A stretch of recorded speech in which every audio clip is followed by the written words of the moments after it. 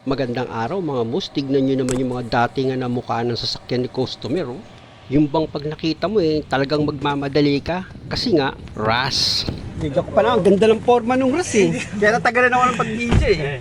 Hello sir, Alam. ito po, bali ang problema dito sir. Ayun po, pag pinihit ko may tunog. Ayun po.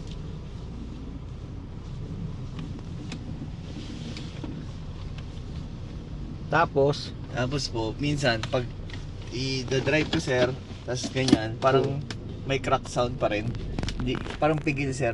Hindi ko siya kahit naka-accelerate na ako sir, parang nakapreno pa rin. Ayan sir, tapos yan, pag naka-incline pa ako, may ganung sound, may crack. yung ganyan, ayan. Apo. Ganito yung problema ni customer. Pag nilagay niya daw sa drive, tapos binaba niya na yung handbrake, pag umabante, parang kapit pa rin daw yung preno, kaya delay humatak. At pag naka-incline itong sasakyan at umabante, meron daw tumutunog. Pero i-check ko muna itong una niyang problema. Titingnan ko pa rin dito sa ilalim kung may kakaibang tunog. Okay po. Pakipit mo yung manibela katulad ng ginagawa ko sa mga iba customer kaliwat kanan na. Apo.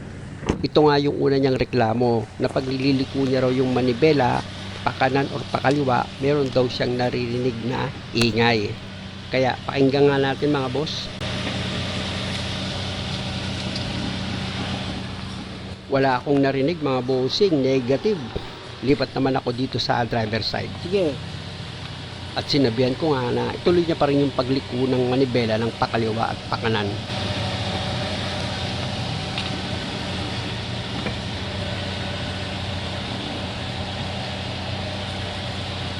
Up. At ganoon din, negative pa rin siya sa inirereklamo ni customer na meron daw itong ingay. Kaya siguro pa-underwashing. Underwashing. Grabe dumi nung pangilalim mo eh. Tagal ko na kasing hindi nagpa-underwash sir eh. Dahil pa-underwashing mo, Ito. wala siyang langit-ngit kahit na ano eh. Ang naririnig ko yung pagliko mo talaga na normal. Siyempre nakadikit yung yung gulong sa semento, tayo makakanig ka ng sounds. Kaya nakakanig ka ba ng langit-ngit? Wala eh. Wala. Pero sir, ba't minsan nag-i-stuck pag naka-D na ako, tapos ganito? Oh. Ganun sir. Ayaw mabante. Ayaw mabante. O, yun ang chichikapin natin. Ayun, Ayun hindi sir. normal. Okay po. Pero yung pagliko, pasamantala, yun muna yung papaano ko sa'yo ha, underwashing. Okay po sir. Ha? Okay po. Tingnan nyo, ano ko, puro alikabok kagad. Sige sir. Dapat yung iba, yung iba kasi yung coil spring nila, bakal pa eh. Sa'yo, lupa ang nakakapit eh. Sa tagasan ka ba, sir? Diyan lang sir sa Comembo. Membo, wala namang lupa-lupa dyan ha. Paano nagkaroon nga yan? Matagal na to sir, 7 years na to eh. Hindi ka man nagpapa-underwash? Pa-underwash ka naman. Grabe yung dumi oh. Oh. Oh. Ano yung lupa nakakapit sa ano niya oh. Mantala iba makita niyo 'di ba yung coil spring kulay itim, sa kanya kinapitan na ng lupa eh. Wala naman langit eh. Bago ko simulan yung trabaho mga boss, i-scan ko muna itong makina ni customer dahil nga sa iba yung kwento niya nung nagkausap kami sa cellphone. Medyo yung datingan ng kwento niya kasi parang sa mga sensor ang problema. Kaya dinala ko itong scanner at para wala na ring isipin si customer, tinuloy ko pa rin yung pag-scan dito sa sasakyan niya. Kasi nga mula nung nabili niya raw itong sasakyan, never pa naman daw siya nagpa-scan ng makina. Dapat naka-on siya. Sa kabilang side ka sir. Okay po. Si customer kasi yung gagawin kong tagahawak nitong cellphone. In short, siya yung magbibideo. Habang ako naman ay magse-search ng specification nitong sasakyan para may i-set up ko yan dito sa scanner ko. Ayan mga boss, loading na siya. Kaya mag-shoutout muna ako mga boss. Unahin ko si Kula Sakat ng Calgary, Canada. Ingatan ka nawa ng Diyos at maraming salamat din. Siyempre kasama din si Don Carlo Agbunag. Shoutout sa iyo boss at maraming salamat sa pagtitiwala. At sa pinapa-shoutout ni Pons Angelo na si Alfonso Angelo Aquino Quesada na taga San Carlos City, Pangasinan. Shoutout sa inyo dyan mga bossing. Isama na rin natin sa shoutout si Mang Berto at Orlando Tejada. Salamat sa panonood at naway lagi tayong kaawaan ng Diyos. Balik na tayo sa trabaho mga boss na after ko nga ma-set up yung spec nitong sasakyan, kung makikita nyo, naka-quick test na yan para malaman natin kung merong fault code na lalabas. Tama, walang problema, lagyan sa report. Okay lahat. Okay po. Di ba? Okay Kinabahan niya po ako. Okay natin sa quick trace. Are you sure you want to clear the fault code? Kung meron man. ADTS has been completed. Diba? Punta sa report. No fault found. Okay, okay, walang problema. At dahil sa wala namang fault code na lumabas dito sa scanner ko, syempre natuwa si customer. Kasi nga nang inimbestigahan ko si customer, lack of maintenance itong sasakyan niya. Kaya nga pati itong handbrake, hindi niya alam kung okay pa ba yung adjustment yan. Kaya ang ginawa ko, tinuruan ko siya. Yan, aba ganyan, di ba? Binaba mo. Malambot siya hilahin. Katulad ng singyari sa'yo, lambot. Ayan, parang wala man lang kapigil-pigil ang gaan eh. Oh. Kahit na isang daliri, oh. Oh. Kailangan magkagat ko. Oo, yung mga ginagawa ko, di ba gagalong ko talaga eh. Eh sa'yo, isang daliri lang, ang lambot oh. Yan ang dahilan mga boss, kaya pigil ang hatak nitong sasakyan ni customer. Na ang kwento niya nga sa akin, dahil nga sa malambot hilahin itong handbrake niya, talagang hinihila niya maigi. Eh yung ganong problema mga boss, naka-encounter na ako. Na pag sobra ka sa hila dito sa handbrake mo, tapos marumi pa yung preno mo, hindi agad siya bibitaw dito sa brake drum. Kaya pakiramdam ni customer, nakapreno pa rin. Yun, pigil nga ang hatak. Sir, kailangan natin ni neutral. Neutral po. Para malaman ko kung may sasabit. Kasi yung pakiramdam mo na parang pigil ang takbo eh. Kailangan maano ko yun. Siyempre naman, para sigurado ako sa ihahatol ko, ikutin ko itong gulong. Importante na ma-check ko yan, maigi. Wala namang pigil ang takbo sir eh. Parang kasi nag-i-stock. Kailangan malinis ito kung gano'n. Ayun ang sagot ko kay customer dahil nga sa marumi na itong preno niya. Tapos kuhilahin niya yung handbrake, sagad na sagad. Kaya yung brake shoe, kumapit na maigi dito sa brake drum. Kaya mabagal na siya mag-release. Alam niyo mga boss, yung mga ganitong problema, madalas kong nai-encounter yan doon sa mga customer na hindi masyado nagpapalinis ng preno. Nakita mo yung kapal ng dumi na yan, oh. Oh, ayan, oh. Oh. Oh. Kaya akaling ka ng tingnan mo, kilapitan na itong ano mo. Ba? Oh. Kapal ng dumi, oh. Andros ka. Oh, tingnan mo yung shock absorber mo, oh.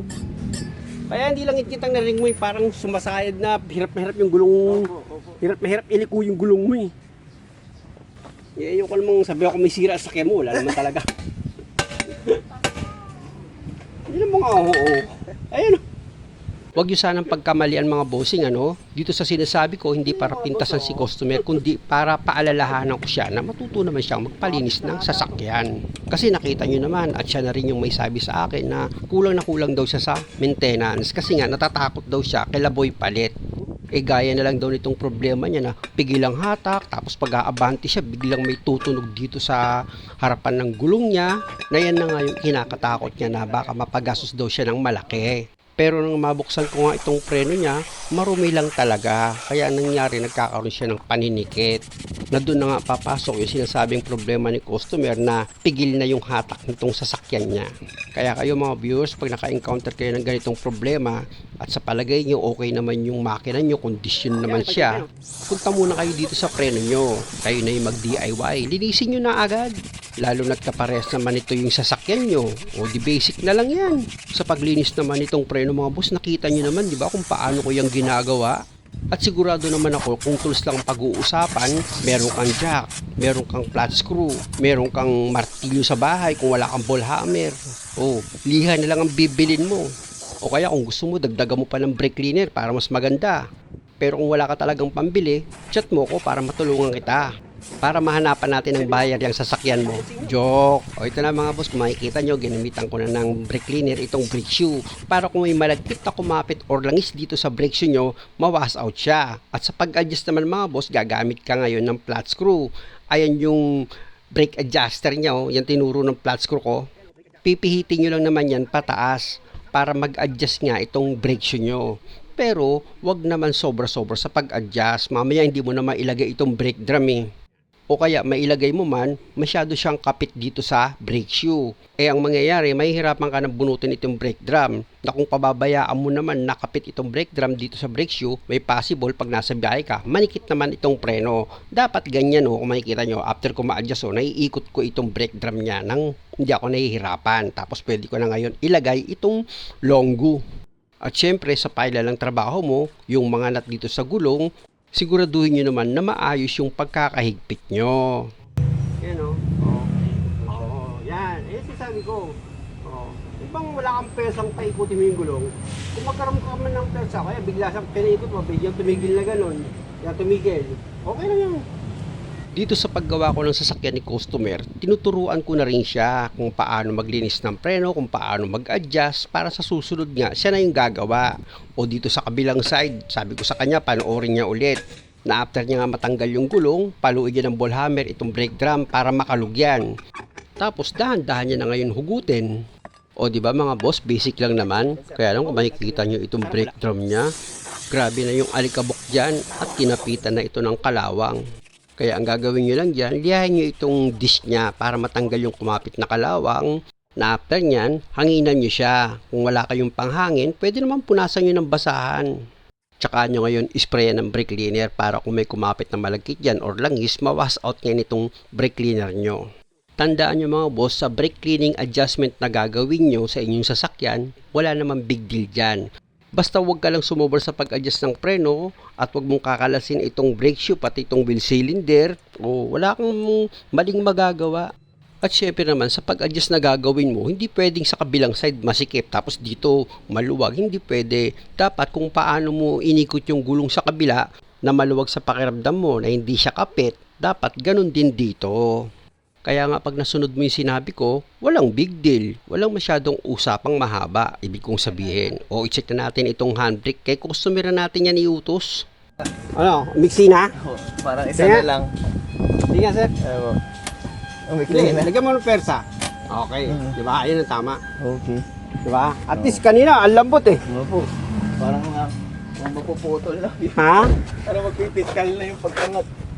May video akong ganitong ginawa. May nag-comment sa akin. Paano mangyayari pigilang hatak maluwag na nga yung preno sa likuran? Sabi ko, yan ang napapala kapag palit pyesa lang ang alam.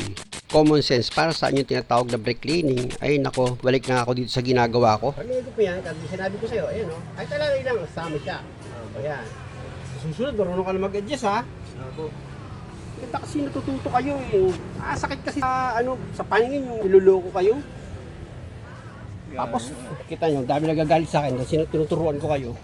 Punta na nga ako dito sa pangalawang problema ni customer na pag-aabante raw siya, meron daw tumutunog dito sa harapang gulong. At nang sinubukan niya naman yun kanina, narinig ko.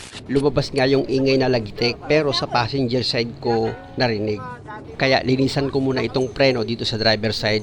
At para magka-idea kayo kung saan nanggagaling yung ingay, pakiabangan sa last part. Siyempre para malaman nyo na rin kung pigil pa ba yung hatak nito after ko nga yan magawa. Muli maraming salamat sa panonood. Sana nakakuha kayo ng idea at kung maaari, huwag nyo naman sanang kalimutang mag-subscribe sa channel ko. Maraming salamat!